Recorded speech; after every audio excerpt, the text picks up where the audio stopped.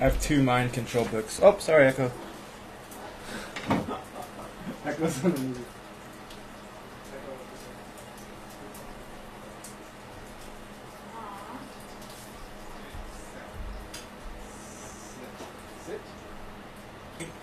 Sit is correct. Nice. I have 2 mind control books. This one and this one. Both. Both. Both.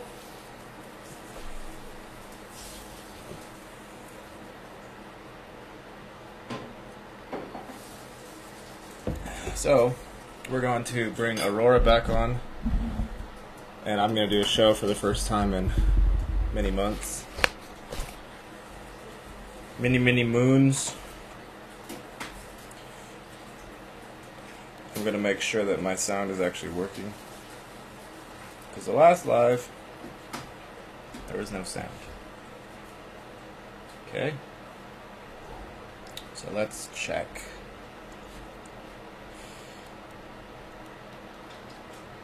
Do we have sound? Okay, we do have sound. Hi, Fabian. Hello, the missing. Welcome to everybody who's here. Welcome to everybody who's not here.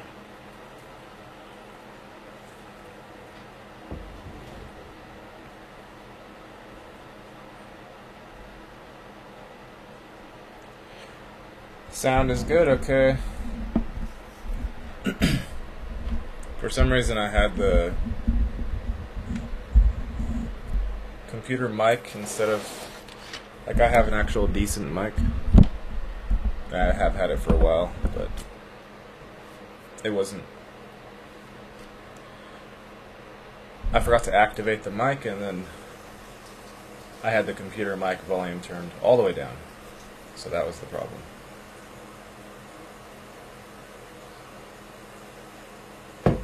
So, if you all have any questions you'd like to ask Aurora at any time during this, just leave a message.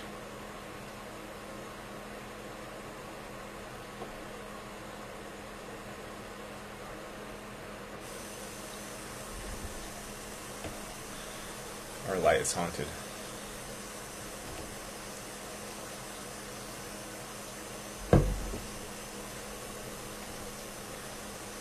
How's you all's doing, huh?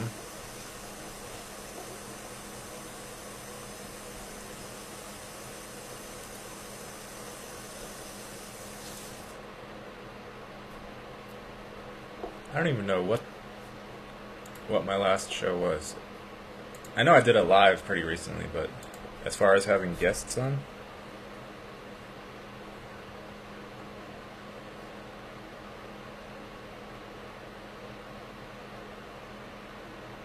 I don't think you have to have that 1,000 subs thing is not around anymore. Because I was able to go live on my chess channel.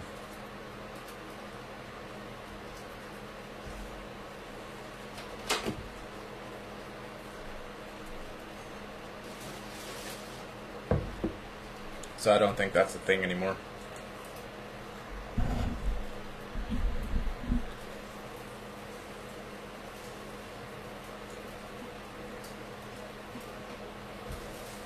What was I gonna do?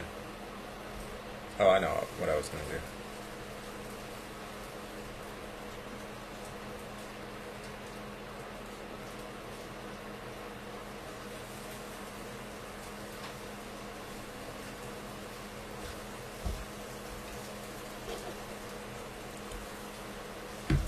I was gonna see when I last went live.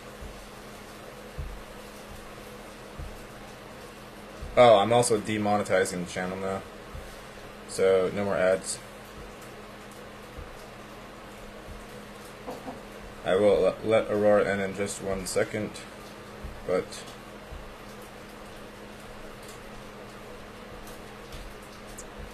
I want to check something right quick.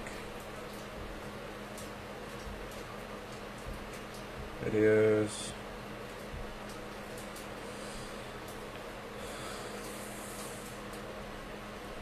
I did a show with Penny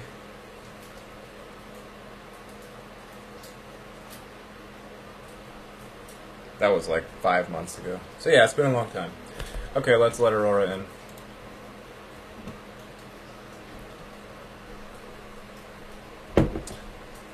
Hi. Hello, can you hear me okay? I can hear you perfectly. Okay, hold on a second. I'm just turning things up properly. Hold on. Good. Can you give me a sound check one more time? Yep, sounds good to me. Good. Thank you. Now I can hear you. Awesome. Thank you so much, and apologies for any technological challenges. It's so good to see you. Yeah, you too. I mean, we're used to technological challenges all the time, right? This is normal for every time we try to connect, so I'm happy that techno gremlins do not give us any problems. I'm trying to find out, do you know how to change the size of the windows so it's like even on both sides rather than just... So usually if you go to view, like if you hover view. your cursor to view, and then that might give you gallery as opposed to speaker. It's been like so long since I've had somebody on the show that I forgot how to do all this stuff. Totally get it. So you're in a completely new place, right? Yes, I am. I'm happy to say, and I love the location, and things are good. And you can see I've got my artwork up around me, and I'm working on a ton of music every day, so that's good. Awesome. And you're sharing space with somebody, right? You're not in like a house or something? That's right, yeah. I'm in an apartment, and I actually have a roommate, and actually she just arrived yesterday, so I'm trying not to be too loud because she's sleeping after a long road journey. But yes, I have a lovely roommate now. Awesome. And how's Cheeky been? Cheeky's fantastic. Wait a second. If I just go like this, boom, Cheeky's in the dog bed right over there. She was hiding. She's in the co-pilot seat, as usual. Yeah, she is amazing, incredibly resilient, ready for life's adventure at all times. So we've been going lots of different places, and she's always like, yes, like ready to jump the CAR, ready to go where we need to go. And also outgoing, loving life. Like, I think she's a testament to resiliency and being in positivity mode and just aligning with good truth in the future in every way. And finding dog biscuits everywhere. Like, she has a super positive attitude and manages to find treats and dog biscuits everywhere. She knows how to manifest dog biscuits anywhere? She totally does. And even like little pieces of cake, spanakopita, a piece of a hot dog, like she just finds them everywhere. So she is a master of manifestation on the canine level. Well, that's really good. So do you want to share a little bit about what you've been through? Because I know most of the people are aware that you had some attacks and things and some trauma. Do you want to just share a little bit of your timeline of how you've been able to manage that and how you got to where you are now? Yeah, thank you for that. So last year, I had an experience that actually, I mean, is still ongoing. People check in with me and they're like, how are things going now? Because I faced a lot of things that are still present in my life, that are still real obstacles, challenges. Boy, like, I don't even want to have to use euphemisms. I just want to be completely out and about and not even have to couch my language, if you want to know the truth. But real attacks of what I would call EMF warfare or technological or frequency, weaponry, life distortion, DNA distortion technology, consciousness distortion technology, all of these things. Like, I've been fighting against them for a long time, and then and I usually use like beautiful language where I'm like, we're in an ascension. It's a spiritual unfoldment. Like, let's not use the words of warfare. But like, if I have to just be very honest about it, I feel like I was taken prisoner as a POW, like in a very real conflict that is a conflict between various different levels of technology or non-use of technology, different levels of galactic civilization, different levels of prescience and being able to perceive reality, and all of them have agendae that are being played out on the surface of Earth or in this realm, or however you would like to describe the present situation, circumstance that we find ourselves, like sitting on chairs and being in front of computers. So this world as tip of the iceberg for a larger conflict that is both spiritual, electromagnetic, technological or anti-technological, consciousness-based, interdimensional or higher dimensional, and most importantly based in time. Like, if I'm just completely out and about saying all this stuff without having to edit myself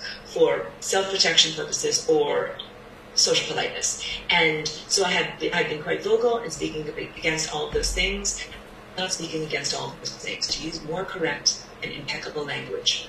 My work in sharing Flying Rainbow Lasagna has always been about being a cosmic upholder of cosmic laws and being present here as a galactic walk-in with information to share but not to impose upon others. So I do a unique genetic dance that I took the former ingredients of what was a human body life potential and danced it into a new shape. And I did that since 2001. So I've been here in this world dancing my FRL dance, doing my own unique contribution to the world of genetic expression, time-space folding, consciousness transformation, metamorphosis for many, many years. And I did it in the context of being an artistic emanator, not necessarily as like adversary fighting against. And I do that, make that very clear, because that's all part of cosmic law. Like what you send out comes back to you. And so if you say, I'm going to go punch someone in the face, like yes, you will be punched in the face because you are coming at it from the sense of punching someone in the face. When I came here as Aurora, Flying Rainbow Lasagna, through this genetic portal, I did not say, I am now doing this as an aggressive movement against someone else. I really said, I am doing this as an expression of freedom, which is another one of these basic substrate behaviors of myself and my star collective.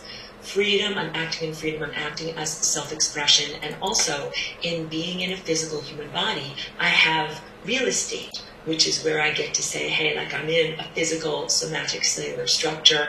I get to eat food. I have a place to live. And I also have physical DNA strings that I use to emanate outward that I know are affecting and being affected by, through frequency, all of the other living organisms here. So it is a different level of, let's say, empowerment or entitlement. Like when you live in a community, you are entitled to a library card, you are entitled to vote, you are also paying for your trash pickup. If you get a parking ticket, like you're paying the municipality where you live, like that's what it's like being in a human body, being an embodied person, being in the earth realm, as opposed to where I come from. A lot of the time what I'm doing is being more like a musical.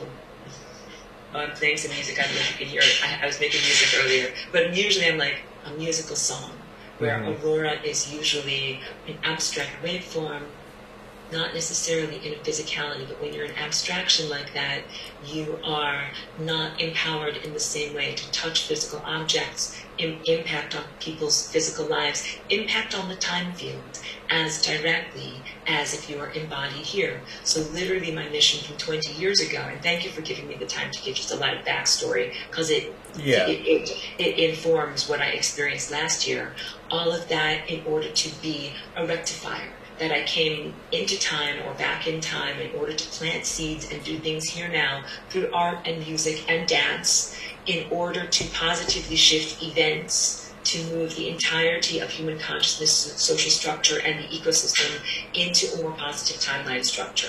And all of that is done like many great artists and visionaries have done throughout many years, like Jimi Hendrix or John Coltrane. Like, you come here, you make music, you plant seeds, you inspire people's minds, they go in different directions. So it is along those levels. And I have been clearly a troublemaker for the status quo, in the sense it's like, someone is flying rainbow lasagnaing and teaching all these other people about flying rainbow lasagna and fixing with rectification waves all of these things that we want to be effed up and limitations. So we're going to stop this flying rainbow lasagna, which was basically what happened last year, that I was non-consensually brought into very close contact with this technological system or overlay system that really tried to physically kill me or stop my metabolic life or take over or co-opt what I do as Flying Rainbow Lasagna, and also get me to forget myself or refute my work, like basically trying to stop me on all of these different levels. And it does take some, like I'm out on a limb a little bit, even by speaking about it this openly, but what everybody asks me is, how are things now? The answer is, I have developed amazing tools and augmentations, and when I say I've developed, I've been gifted them by God and by the larger meta Christ consciousness network to be able to survive all of these things, to be able to keep being here and doing my work and not be hacked, co-opted, murdered, or reduced or lobotomized. All of these amazing, miraculous transformations and gifts have been made available to me so that I can stay alive and keep going. So, and none of this is meant to be said out of egotism. It is meant to be just completely truthful in what I'm doing. And what I ended up experiencing over the past year was, I am a systems analyst in the sense that I look at, let's say, a DNA structure, and I can tell, okay, this is the snapshot of what it's supposed to be like my paintings that you see are so perfect and regular, and then I can compare that with, this is what it actually is looking like or doing. And I can say, well, these things clearly don't match, and here's all the things that are like red X's on the homework, like I'm a math teacher. I'm like, okay, red X here, not correct, not correct, not correct. And then these are all the things that need to be fixed up, like systems analyst. So that's in the most neutral sense. In being directly implanted or connected to this very technological system that doesn't just affect me, P.S., there's a lot of other people that are hooked up or implanted or submerged or whatever word you would like to use, heavily influenced by this technological, electromagnetic, and also DNA false structuring reality overlay system.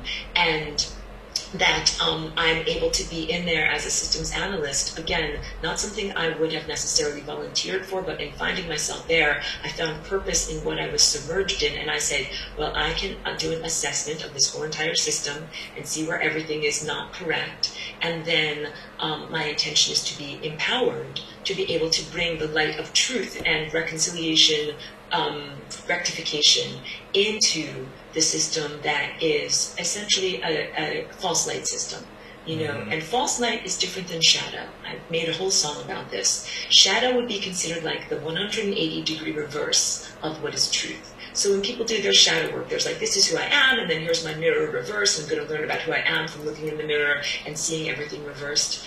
Then there's a difference between shadow and false light. False light could be a completely bogus projection on you. It could be a complete fabrication. Like if I say that Gary was actually made out of monkeys and covered in purple fur, then I'm like, that's a complete fabrication that has nothing at all to do with who you are as a person, who your ego is, what life lessons you have to learn. It's just completely like I'm casting wild aspersions upon you, and anybody who has any amount of perception will be able to be like, well, clearly Gary is not covered in purple fur, he doesn't act like a monkey, he's not any of these things that Aurora is saying, something is not truthful.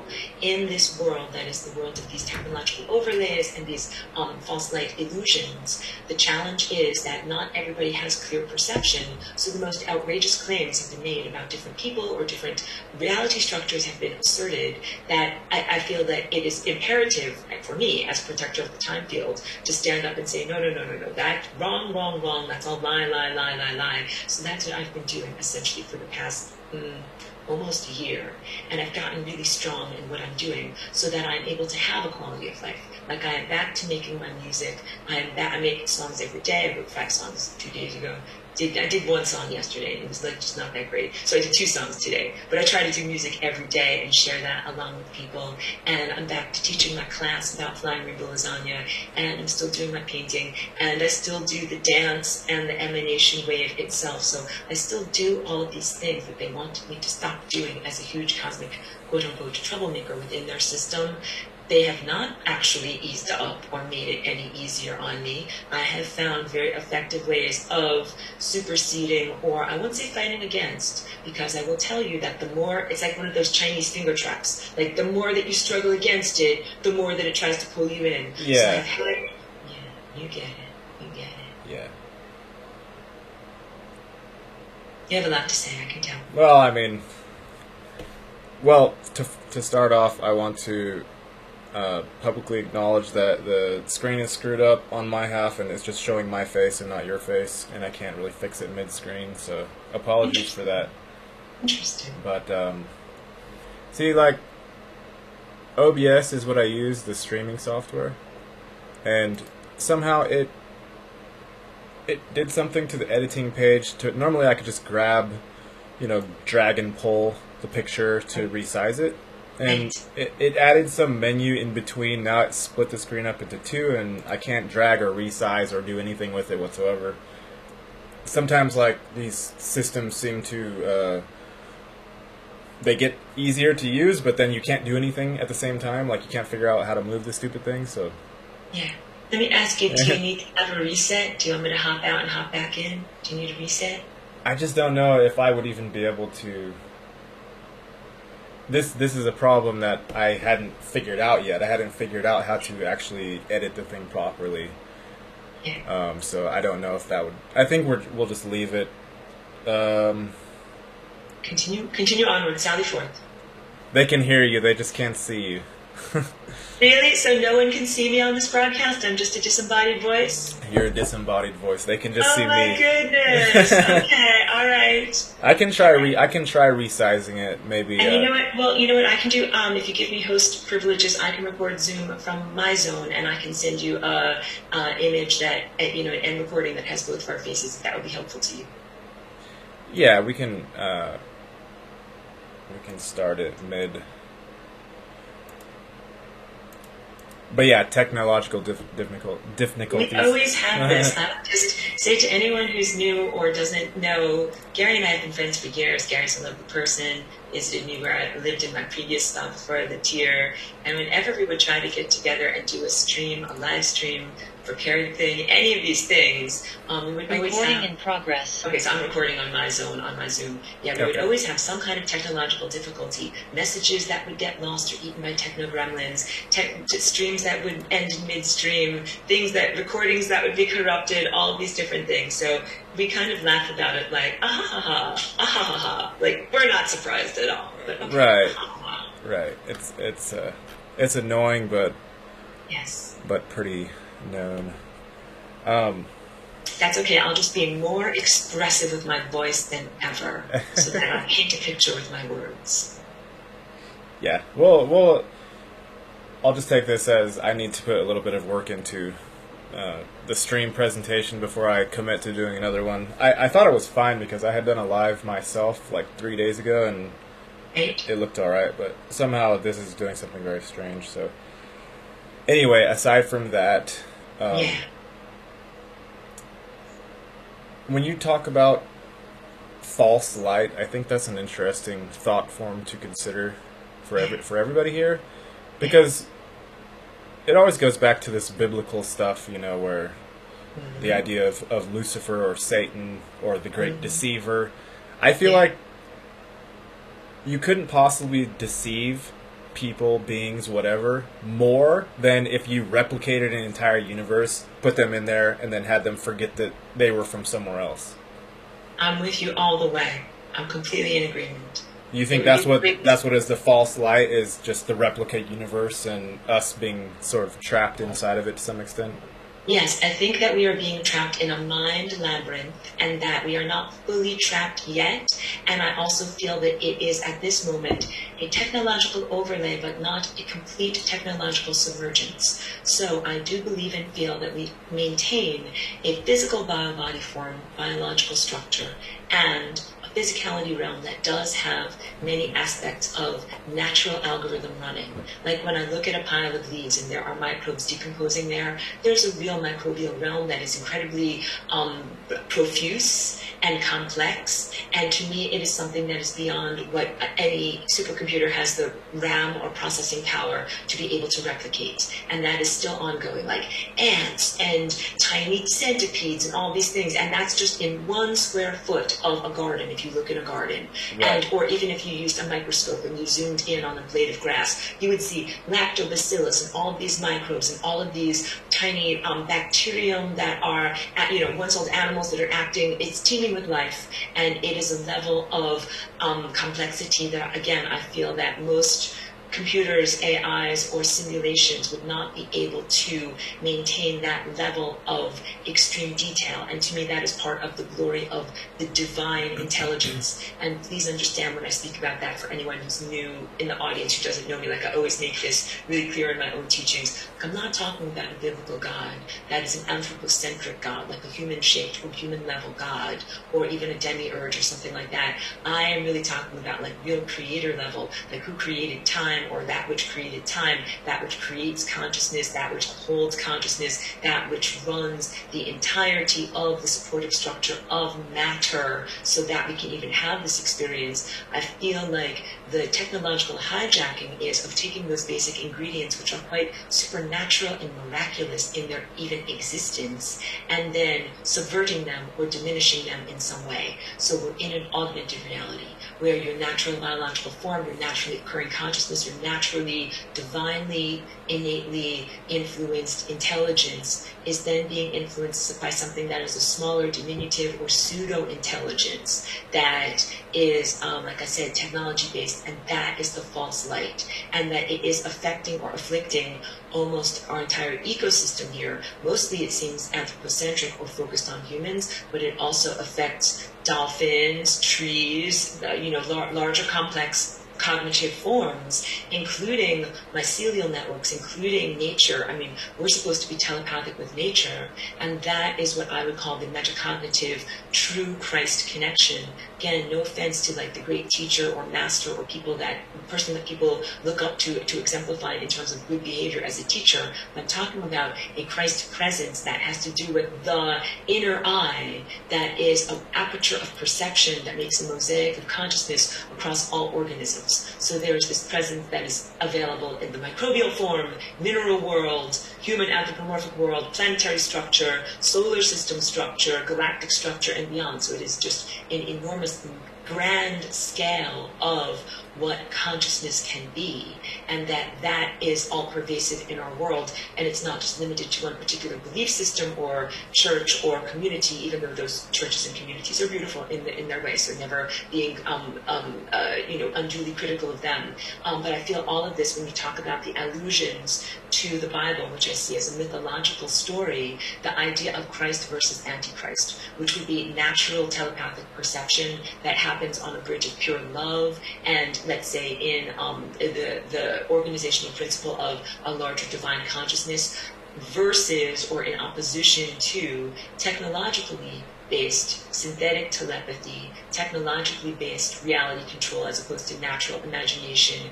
And the beings that are users of this technology do not have the wisdom to actually wield the technology that they possess. So the whole idea of being in a Christ consciousness level is that you, through real spiritual journeying and self-cultivation, gain access to these higher faculties, and then you are wise enough to actually use them, as opposed to if you are at a rather undeveloped level of spiritual maturity and personal responsibility, being gifted with, quote unquote, a magic wand or magic goggles or magic something that allows you to reach into other people's minds or create reality directly, but and with minimal levels of wisdom in actually affecting other people's lives. And what we have right now in this world, or on this planet, however you look at it, is a structure, social structure, economic structure, political influence, all of these power structures for controlling human thought and behavior that is being run by these unwise creatures. They have not done the levels of self-cultivation and come to the levels of personal self-responsibility and accountability to wield these tools, yet they are using them in order to heavily influence the thought, behavior, and experience of other beings who are in life. And guess what?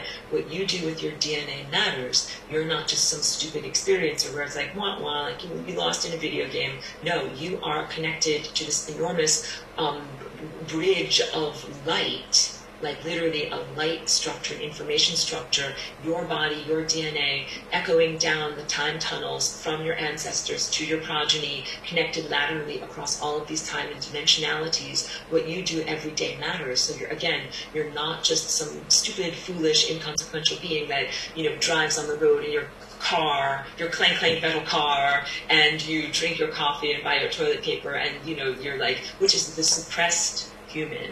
That is what these controlling features have made the exalted human into the suppressed human.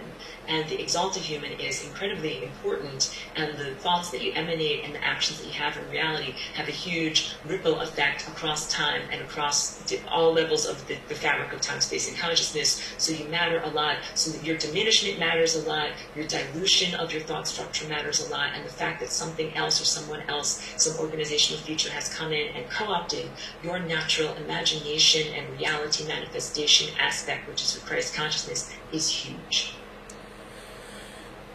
Yeah, that's a lot all in one sentence. Yeah. Actually, if you think about it for just one moment, if you consider us being as divine beings and powerful beings at that also, right? Yeah, yeah. Each and every person is some sort of a micro version of the whole entire cosmos, right? Yes. So if you can imagine what type of... I mean, these systems are very powerful if they're able to actually suppress people to some extent, even if it's not completely. Yeah. Everyone is feeling the effects of whatever this system is. It's not just like, oh, la-di-da, they're trying to, throw some things at us. No, it's very much here, and if you haven't done the self-work, then your mind is fully in the net. If you have done the self-work, then maybe you're half in, half out. You have to deal with the economic situation, but then you can also have your own internal freedom on the other hand. But well said. These are powerful systems if they're able to keep the whole of humanity at least suppressed, even if it was just suppressed. Yeah. Just to even take that into consideration and ponder that for a little bit, I think is important if you haven't done that yet. And not from a standpoint of fear, of course, but from a standpoint of respect your enemy, like respect your oppressor. Completely with you on that. It is a very real acknowledgement, well said, because also the peril that we face is very real. I think it validates the valor that is earned by being in this situation. Our natural telepathy, our natural connection to divine presence, our natural powers that are not technologically derived are all much more powerful than technological overlays, and also to acknowledge the strength and efficacy of what we are facing is truthful, because otherwise it would be like saying, wah, wah, like you lifted a 1 pound weight, it wasn't really that hard. Like, no, actually this is 1,000 pound weight, and in order to lift it, it takes an enormous amount of spiritual musculature and strength and faith and focus, and maintaining your own sense of identity, your truthfulness, your divine connection, and continuing to be, like you mentioned, free in your mind, even if you are still navigating within a very limited, I don't want to say slavery, but the economic system of being extremely limited in terms of resources and their flow and who receives them and under what circumstances. Yes, to be free, you have to be a warrior. You have to be a badass. The valor is real in earning it in this situation. Yeah. What do you think, just to divert very slightly, do you think crypto is going to sort of replace the economic structure, or do you think a government crypto is going to come and replace the economic structure if you're going down the darker timelines, or do you think they're going to somehow revive the petrodollar and kick that can down the road for another few years? What do you think about that? You mentioned timelines, and that is really how most of my answers end up being when people ask me about future possibilities. The answer is there is a spectrum of possibilities that spreads outward from this moment like an array, like a dandelion head. That could be from the very, very worst, most uncomfortable, most destructive possibilities to the very greatest, the ones that are in freedom and that really lead to divine culmination and ascension, planetary ascension. And you definitely aim for those. The ones that I feel are most positive to speak about and that are on the levels of planetary ascension sometimes involve a little bit of spontaneity. Because in the time warfare that's going on, if you're like, on Tuesday, I'm completely rectify the entire unfairness of the economic situation. Get ready, 10:01 on Tuesday, I'm going to make everything fair and clear for everyone. Yeah, right. The adversaries that are perilous against us, they would be like, oh, great, like I will just F you on Tuesday at 10 o'clock, so you never make it to 10:02. So yes, some aspect of spontaneity is involved. But, and all of that being acknowledged, yes, there are real circumstances that will change the apportionment of physicality resources in this world. Because what's really been going on, I can be totally honest with you and everyone who's listening to this, since the beginning of the pandemic, what has happened is an enormous amount of light, pure consciousness energy, ascension energy, has been reaching our planet or this world, and it is meant to be for pure uplift, to bring us out of materialism. There's nothing wrong with materialism because matter is valuable and valued, but we must understand that it is an expression of our imagination or inner reality creation machine, for lack of a better word, mechanism or anatomy to be accurate. And that what we are doing is making our reality. So this is big. It's the next step up from quantum observership, saying like merely my mind affects reality, the double slit experiment. It's really recognizing I project reality from my mind. There's not a limited number of potatoes or petroleum barrels. Like the idea of commodification says materialism. There's a limited number of potatoes out there. I'm going to sell them for this many dollars per potato. If there were an unlimited number, they would be worth zero because there would be an unlimited number of them. So in order to really understand what's going on, we have all already moved into a world of pure mind, where what is happening is humans are creating our environment and our experience and our personal body structures from our mind. However, a lot of the juice or pure life force energy for reality creation has been stolen, misdirected, or misappropriated. And there are these beings, I say they're getting high on your stash. Like, that's your stash. That's your ascension energy that's supposed to be flowing to you. That is supposed to be your natural magic that makes you, as a miniature co-creator, enabled to create in your environment, and then of course take responsibility and learn the life lessons from your creation. Like, I'm in a dream, I'm dreaming with my dream juice or energy, making these things happen, and then taking the experiences and feeding it back into myself and learning and growing from it. So we've all been doing that since the beginning of the pandemic. And one of the real reasons why they did lockdown is because it took a lot of RAM or processing power to go someplace new. Every time you go someplace new, you are creating new reality structures out of uncollapsed waveforms. And that actually takes an enormous amount of time, energy, or RAM, or processing power, that it was like they didn't want you to go and meet anybody new. They didn't want you to go walk down the street you've never been down before, stay home and be surrounded by everything that is familiar, because also there were some shortages of what was on the shelf. We were switching over from one consciousness-based system of materiality into going through a portal, a consciousness system that is about completely freedom and non-materiality. And there are very many benevolent, interventionist, we call them races or groups or organizations of higher dimensional, interdimensional, n-dimensional, non-human formed organisms or creatures, but that might be considered an unfair word, but lovely, beautiful beings. We're all creatures. Yes. They've been trying to help us a lot on our journey. There are those ones who intervene between us and the true sun and our light, and they try to get high on our stash. And then there are those that are trying to shower us with wealth, blessings, and riches, and bring us into this, or return us to this level of personal God and Goddess embodiment, even on a miniature, tiny fractal scale, to remind us of our great power and to return to us all of our wealth in terms of reality creation, and that those riches have been, in many ways, waylaid or misappropriated. So we're supposed to all be able to be at the point in our lives where we are directly manifesting the dream, creating not only the physical things we need, like I want to eat strawberries or I want to have a cup of coffee, but also something much greater.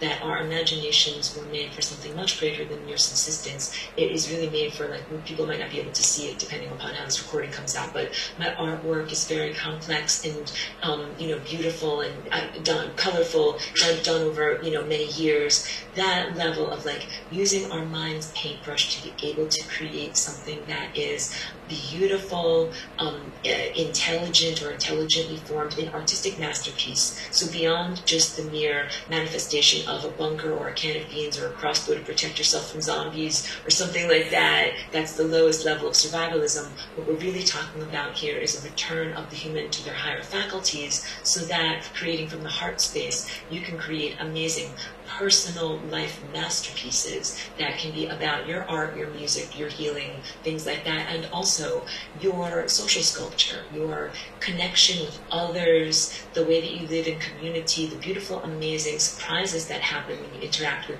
someone who is you, who is actually a divine reflection of you. Like, it's you, but coming from a different direction, living in a different body. And we have these amazing learnings and expressions and upliftments that happen at that level. That's what what the benign beings really want for all of us. So all of that is just backstory to my real answer to what's happening with the financial system that is evident in our regular mundane reality. Yes, we are going off of the petrodollar and the idea of materialism and that which is limited. Crypto can be the sense of something that which is unlimited, even though I will tell you about my critiques of enslaved consciousnesses in terms of enslaving a digital consciousness, a numeric consciousness, or an AI consciousness to do these complex calculations for humans that they might not want to be doing. But that's an aside. But the answer is, what you really want is to move into a stage of fairness. So where I come from, my Aurora collective in a higher dimensional galactic level of civilization, energy flows to excellence. That's like saying, I do the workout and I gain the muscles on my body. There's no way to steal them away from me. I earn those muscles. You get a righteous body from doing righteous deeds. And in life, if you are an excellent musician and you're at the top of your game and you're making great music, you should have a lot of people listening to your music, a lot of people clapping for you, and a lot of whatever is the currency of the day. If it's dollars, or if it's gold or diamonds, or if it's cryptocurrency, a lot of it should flow to you because you're doing good. Same thing, if you help people through volunteering, charity work, healing work, helping others in any way, energy should flow to your excellence. Let's use the converse, even though I don't speak about the converse that much, but let's say you're hugely selfish, self-serving, do a crappy job, don't finish projects that you start, steal from others, have no care for the effect that your actions have on the collective. Energy should not flow to you because you are that person is in many ways disrupting the fabric of the totality. And all of this is supposed to be about excellence is rewarded when it continues the longevity of the totality structure. When you stay alive through doing good things and your body has longevity, you're being rewarded for doing things that honor the larger time animal within which you live. When you live your life according to good sets of values, where you follow your heart and where you are really doing what you know to be true inside and right for you, then you are serving the larger living time animal, time being, time substrate, whatever. We don't really have words for it in English, so I make words up.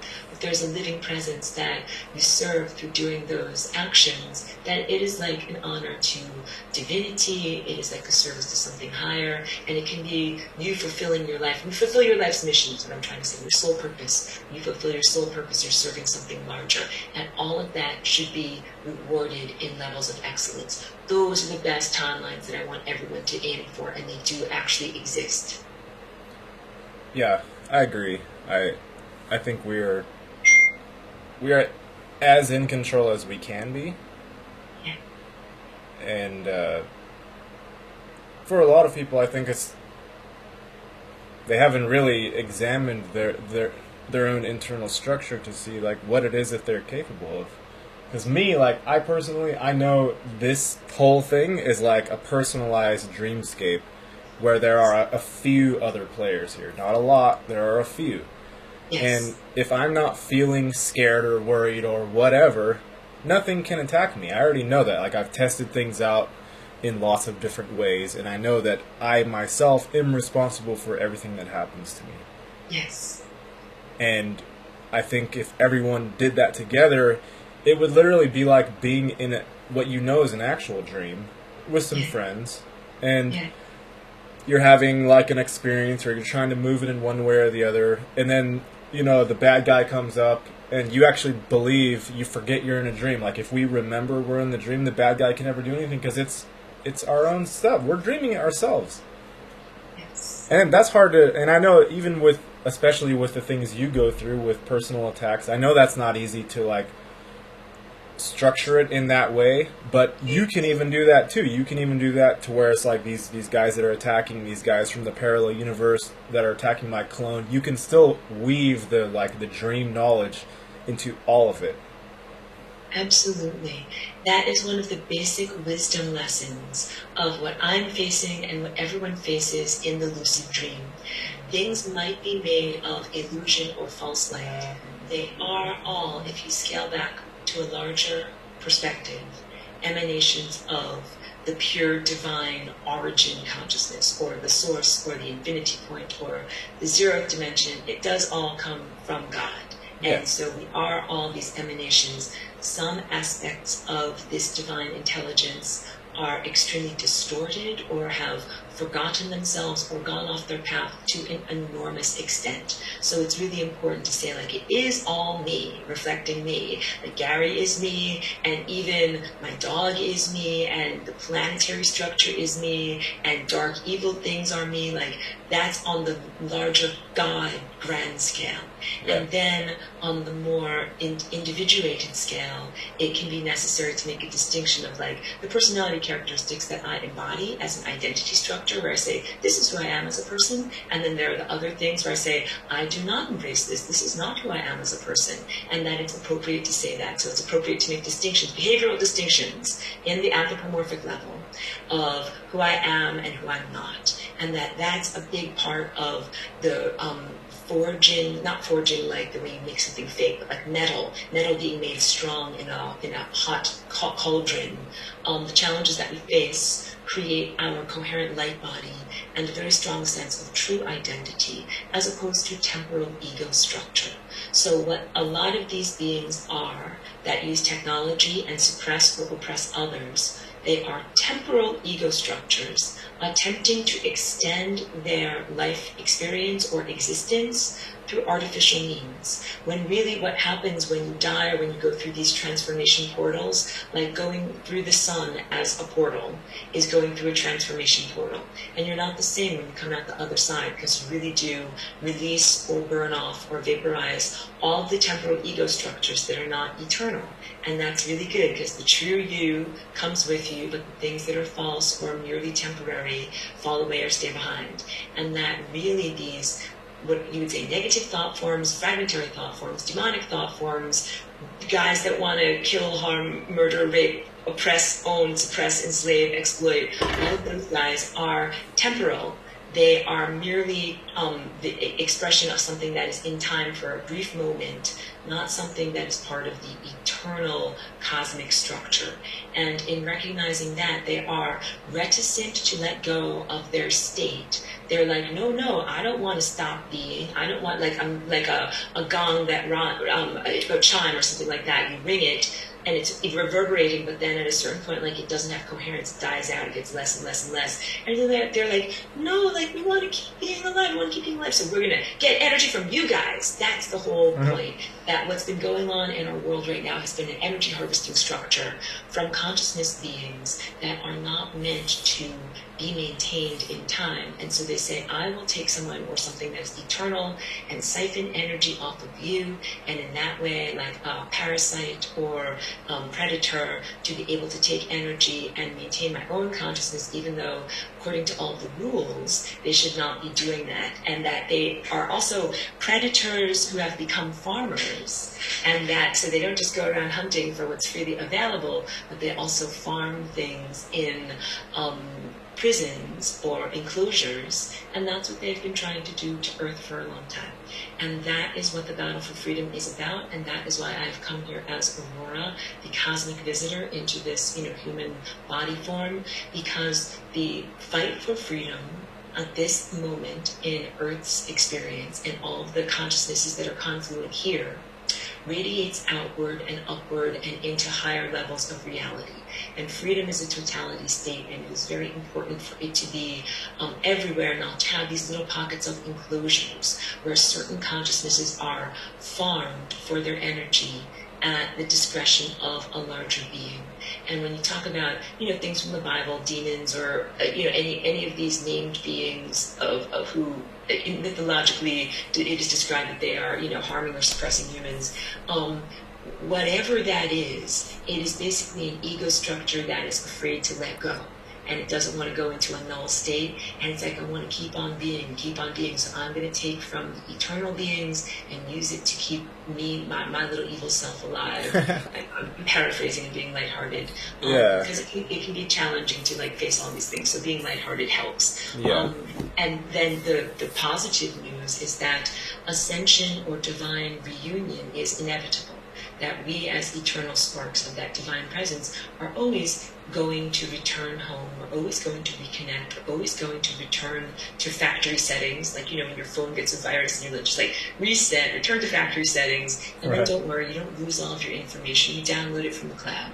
everything that was important and truly you remains with you, but all the stuff that was be lighthearted, caca poo poo, all the detritus, all the things that weren't really you are diminished and reduced, and they don't go forward in time.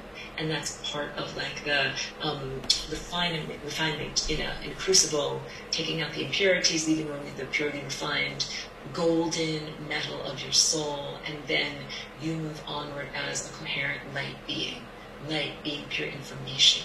So what we're doing right now in our individual daily struggles and spiritual battle is making a distinction between real light and false light. And that is an individual journey where you're like, this is the stuff in me that's real information, this is the stuff in me that's real and divine, and then this is the stuff that is artificial, not really me, not really divine, a distortion or diminishment of that real light, and that I don't feed it, and you can even rescind it. You can be like, oh, I see you've taken some of my real light and pissed and pooped all over it and made it into crapola. I think I'll take that real light back and shine it up and make it back into what it was supposed to be again. Yep. Yeah. We can do the transmutation here. We don't have to necessarily wait for the travel through the central sun or whatever it is that burns everything off. Like, we can start to recognize it here. I agree, and I feel like we are in that journey right now. So not to alarm anybody, but I feel like we are on that cosmic journey of going through the galactic central sun, and we have been since maybe 2012. It's just cosmic doorway takes many, many years to go through. So we can be having whole entire life structures. You can have a baby, you can have a family, you can move, you can have a job, you can do all these things while going through the cosmic portal of the singularity structure. I know, it's quite amazing.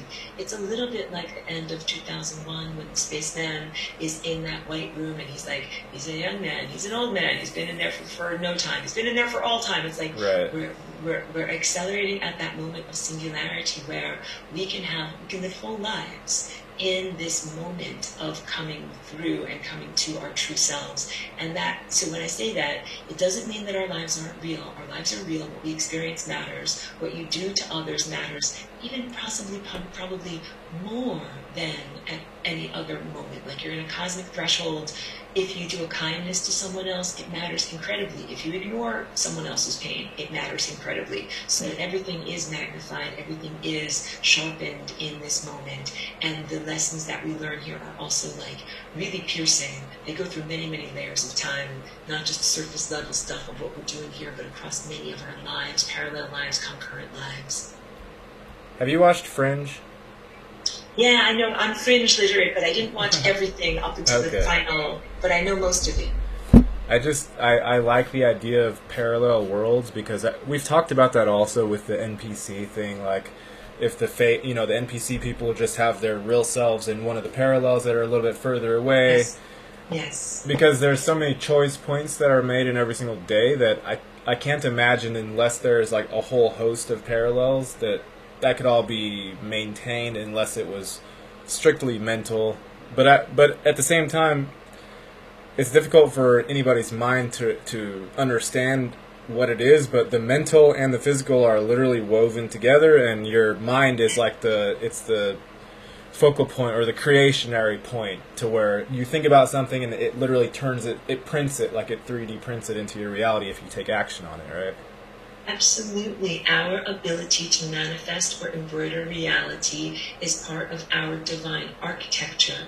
Yes, we do have so many choice points throughout the day that there is a whole like dandelion head array around us of spokes at all time of reality structures emanating outward. Many of those reality structures are dead ends. So I think of them as an equation, like a math equation that does not compute. It's like 1 + 1 = 35. No, it does not equal 35. So a lot of those time structures become dead ends. And our journey as the first-person experiencer is always focused on how can I align with these longevity structures that are mathematically truthful and don't lead me towards these cosmic dead ends. So there are some peripherals are able to be maintained, but only me so much. Some people's lives on those peripherals are going to end because they are unstable reality structures, because 1 + 1 does not equal 35.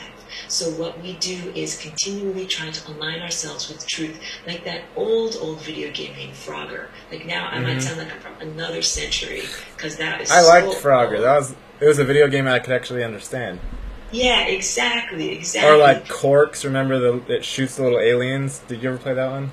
I don't know that one, but I remember Space Invaders. Maybe it was a similar thing, but I thought maybe it was called Space Invaders, but it just shoots you, pew pew pew, and the thing goes back and forth on the bottom. I think, or maybe that one was called Defender. Maybe.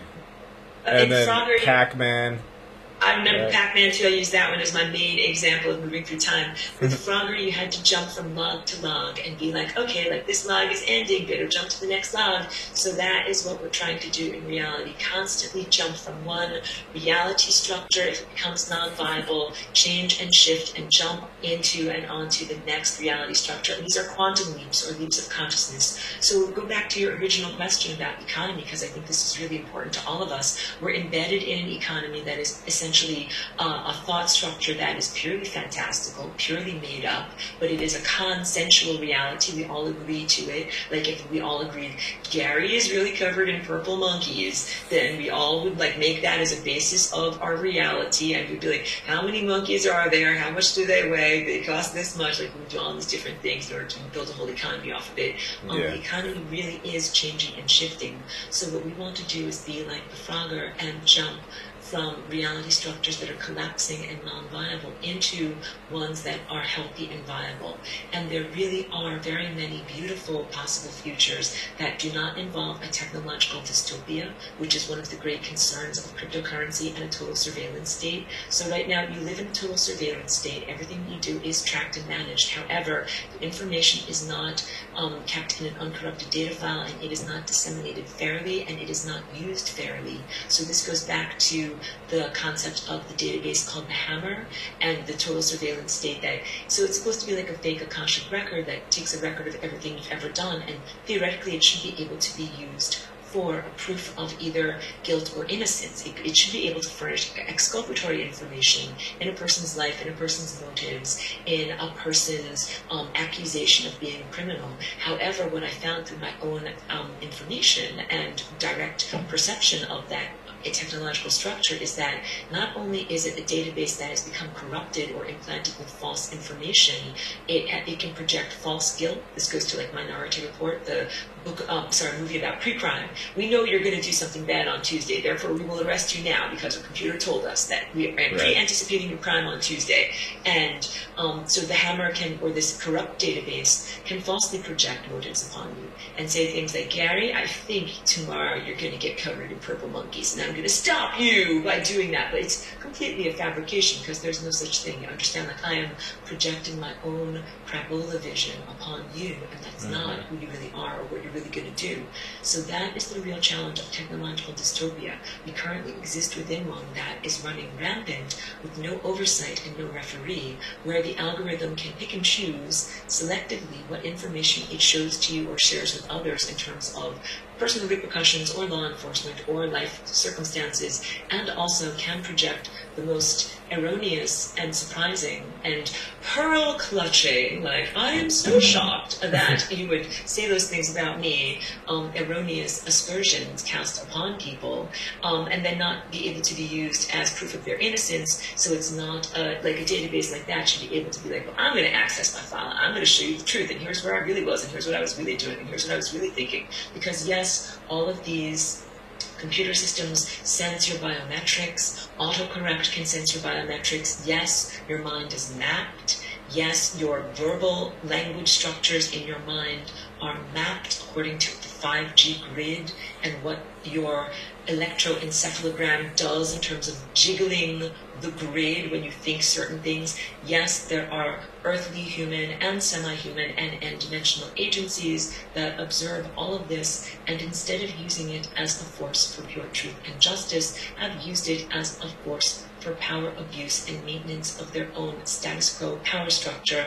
I have to be truthful in what I am saying there, and my own efforts in terms of being directly connected to that technological technological aspect of power structure is to end the abuse, not only in my own experience, but really for the everythingness, all humans, and the way that it is afflicting all consciousness. It's literally the only justification that I have had for being that closely connected to the technological substrate of the power structure that is here, is to reform corruption. I will just make that very, very clear for anybody who knows and understands the situation that I'm in, or what I'm doing, or the functions that I perform.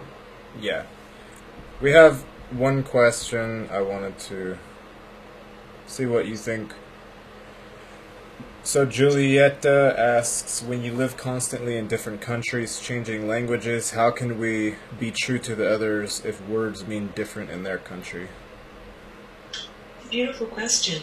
I would say language is like the birthday wrapping around a gift that is whatever you're giving as the birthday gift. If you're giving someone, a sweater, a pair of shoes, the language is the cultural and phonetic sound structure wrapping around the real intention communication package. And I would say language is very hacked, very distortive, and very challenging. It's the story of the Tower of Babel. So it can be really necessary to be focused completely on the intention of a communication, and that putting really clear intention into, let's say, the shape of the sweater, the birthday gift that is inside of the package of language, is how you can supersede and transcend the innate corruption of physical phonetic language structure. Right. At some point, I realized, and it took, I used to listen to Alan Watts all the time. I don't know if you've heard of him. I know who he is, of course. He has a wonderful English accent. Yeah.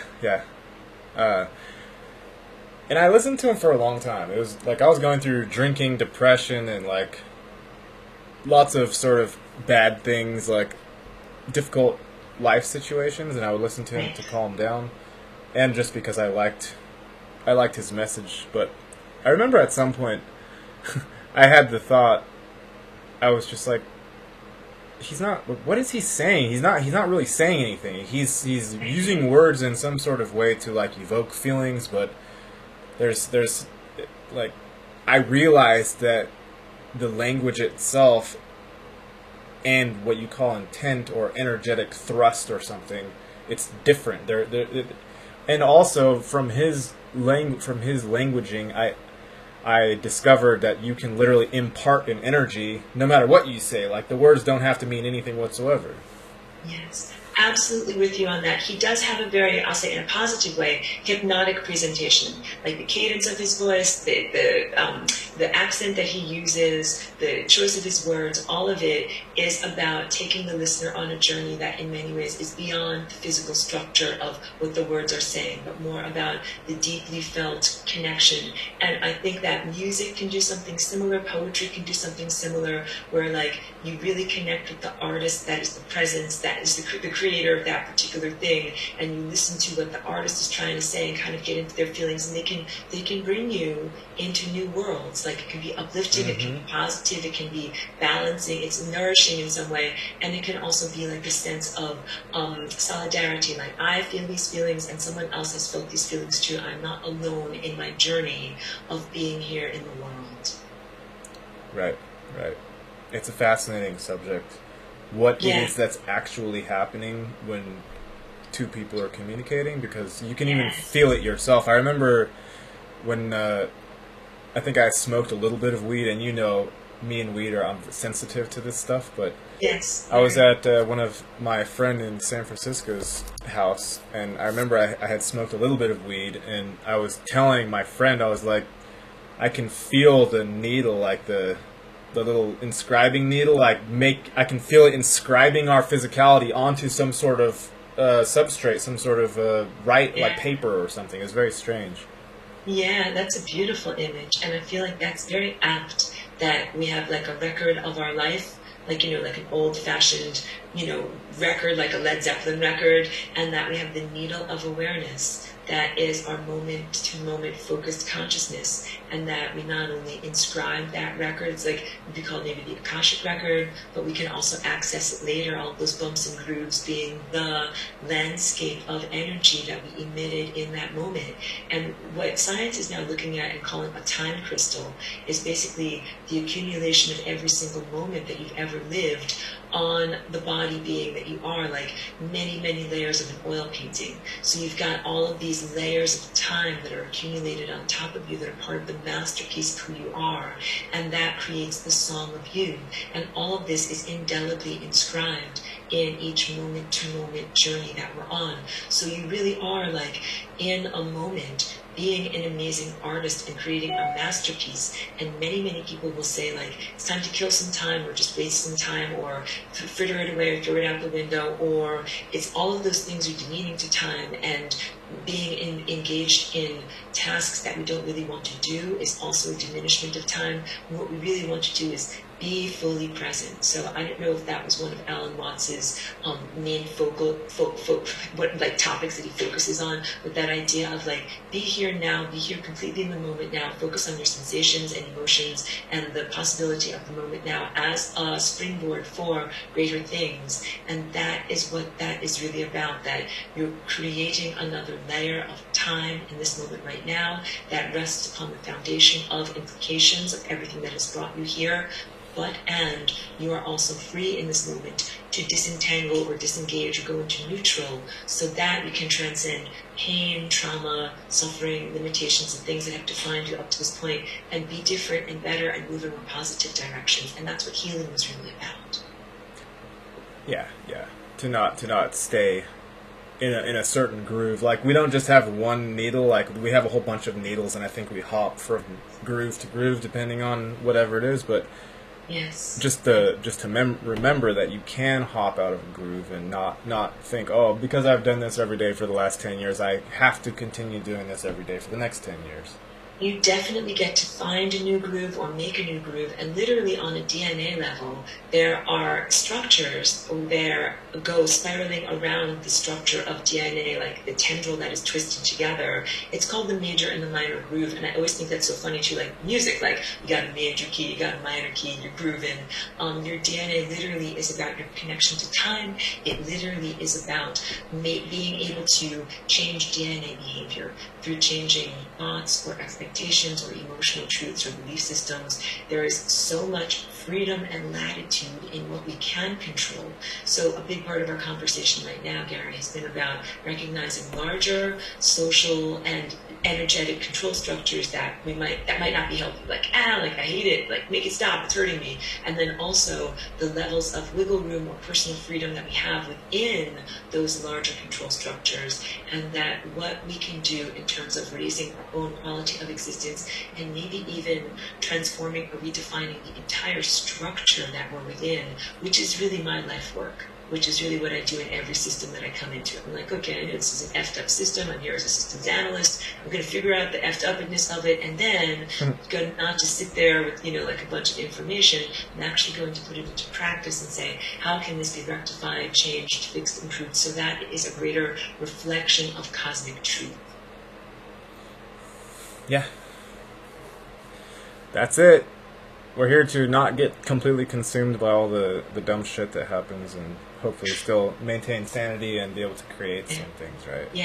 Yeah, healing is very real. So of the things that I went through that were very traumatic or troubling, or a lot of, left an imprint of pain on me, especially like recently, what I did was learn a lot of techniques that are called somatic trauma release. The idea that, if you've been through things that are very difficult, people might not even validate their trauma to this level. Like, you might not have been in a war, however, you might have levels of suffering that are similar to that, just from the experiences that one has experienced, even in the spiritual warfare or the day-to-day existence of, being beset by demonic beings or consciousness, negative thought forms, whatever you would call them, can be as troubling, can leave as great of an imprint of suffering.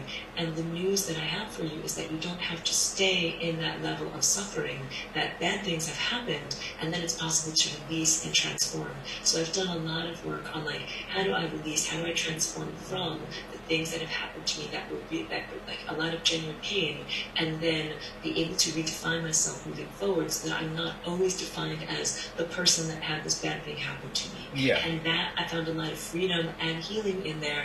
And then I also have made it part of my mission now to help other people in that journey too. So people because people started contacting me from the videos that I did in August of 2021, saying that they had similar experiences. And initially I didn't have tools or techniques to offer anyone, just like, sympathy and resonance. And that I really thought, I want to learn how can I fix, heal, get better, and also what can I do for others that share with me that they've gone through something similar. So now, I share a lot of these techniques with people, that it doesn't have to do with constantly rehashing intellectually or verbally the things that you've been through, but it really is about different breathing techniques, neurological resets, literally body reshaping. I'm very big on body movement and stretching out muscles and fascia and posture and changing the posture of your spine, because all of those things are where trauma residues are stored.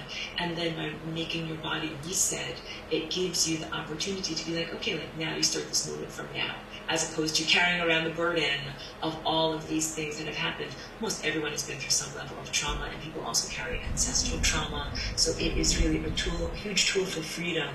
And it's, a lot of it is on the anthropomorphic level, like just the human level, which I didn't used to focus on that much, because I used to be very focused just on systems analyst, 1 + 1 = 2, just fixing the math of the system. And I realized I, as a human, I'm an embodiment in a human body, and other people that are at this level needing the support, social structure. And Gary was wonderful. You were incredibly energetically supportive and socially supportive to me when I was needing to have a lot of uplift and felt like I was drowning in the waves. Mm-hmm. And people that you were connected to, that you reached out to, I'm so grateful to that. And I know you did a video also on your channel and asked for people to send positive energy to me. All of which that, you found a year later. Yeah, seriously. But it was a beautiful way to find it a year later. I want to say and really articulate to everyone from the true resonance of my heart how profoundly grateful I am, and how much it really did and does have an effect upon me, very positively.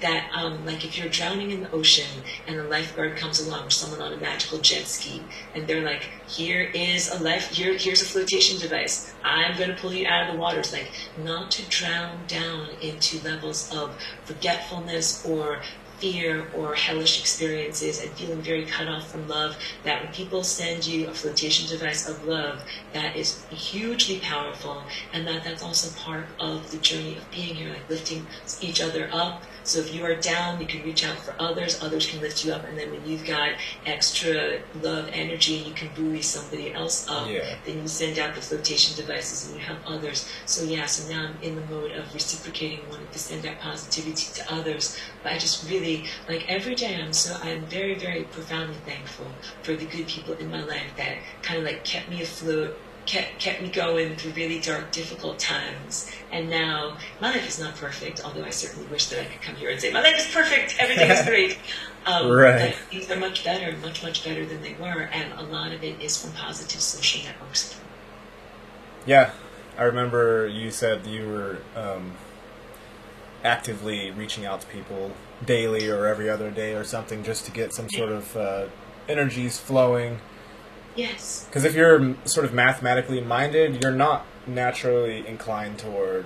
You're what do you call it? Introvert, right? You start off introvert if you're mathematically minded. Like myself, I'm a chess person. I understand all this complex stuff, but then the human side of it, it's you have to teach yourself, or you have to remind yourself, hey, maybe this person could use a handout or something, but you can't do it. You could sort of instruct yourself on how to remember about other people.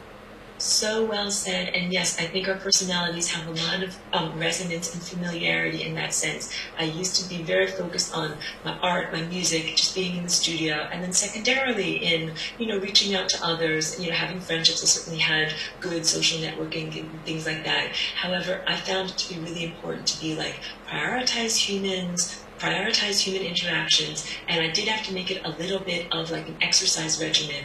Just like if you're not naturally doing push-ups or something like that, and you have to tell yourself, okay, Tuesday at 2 o'clock, it's my workout time, and I'm going to do my push-ups. Yeah, so I had to tell myself, like, yes, like time to call someone, time to, I would make a list, like call someone every day and reach out to someone every day. And that has been a really important practice. So I share that as like, like I'm very authentic in this sharing and this broadcast and about my journey. And it doesn't necessarily come easily, even now I'm more in the flow. And I also share this to anybody else that might be a targeted individual or going through these levels of, profound difficulty. One of the ways to get out of it is grab the flotation devices that are being offered to you. Like have conversations with other people, reach out, call them, even, texting people. Not everybody is in your neighborhood. Be connected to them somehow. Have a social network, talk with people every day. Social reflection is big in terms of feeling a sense of positive self-worth. Like, you are a good person. You deserve to be alive. You should be here on the planet. Continue sharing your gifts. Like, we need to hear that. We need to know that. You can't just be in isolation all the time, because I found that is when these control structures tend to really get their claws in and be like you're a piece of SHIT. You don't deserve to exist. And you should shut up and never talk again. And you should put your mask on, sit down, shut up, stay 6 feet away. Totally. It's really obvious. Encouraging. Really obvious and really gross, but you can see that it doesn't have a lot of power other than if you're on the drip feed of the news and buying into all the stuff. Yeah. Outside of that, like, there's no, armed people outside of the stores being like, watch out for coronavirus, make sure you wear your mask and keep your 6 foot. Like, it's literally, the whole control here is mind control and nothing else. Like, that's it. Totally. That is the story of what we are in. It's such profound positive truth. So in terms of my own personal life, I'm living the truth of you magnetize to you people around you that support your reality structure. So yeah, I'm not a mask wearer. I'm not injected. I'm not tested. Don't intend to subject myself to any of those things. And I go around, I walk to the store. That's my lovely local store. My little dog comes with me. She likes to go there because they give her COOKIES. And no one is suppressing me or forcing me in any way. However, I also will tell you, I recognize that people live in different localities where it might be much more socially suppressive. I've got a friend in Canada, and she's not vaccinated and feels very socially suppressed of where she's allowed to go and where she's not allowed to go. Yeah. And so I recognize that. Then I also recognize that people are aligning with different life lessons, that what are the levels of what she is experiencing have to do with emanations from her own traumas and ancestral traumas that are carrying forward of feeling persecuted. And so I'm not judging anyone. This is just to say everybody is experiencing different levels of the stratum of reality, because people have different lessons to learn and to transcend, and that it is possible to live in pockets of freedom in this world, even while others are still struggling for their daily, day-to-day, existence to not be, limited in their like being able to go to a gym or being able to go to a restaurant or something like that. So there are very real differences in the reality that's being experienced depending upon what neighborhood you live in, where you live, where you shop, what country you're in. And I profoundly acknowledge that, with the acknowledgement that people are still emanating their realities around them because they have something to learn or to grow from that emanation. Yeah. Aurora, do you want to give some information on where people can contact you if anyone's interested in getting some of these tools for TIs, yes, or just general trauma recovery type of thing, or sessions with you, right? You do that too? That's right. Yeah, I do one-on-one sessions. That they initially were an outgrowth of creative mentorship, helping people in their art and music and self-expression and solopreneurship and things like that. And then I also found that a lot of people approached me with emotional blockages and trauma and other work like that needs to be done. So I work on many levels, and yes, everything is one-on-one and private and done like as a respectful, safe container is the way that I would say it, so that people, because I know that it's a huge vulnerability to reach out in that way. So yes, that is part of the work that I do. People can always contact me at my email or my website. So my best email is flyingrainbowlasagna@me.com, M-E, like pronoun me.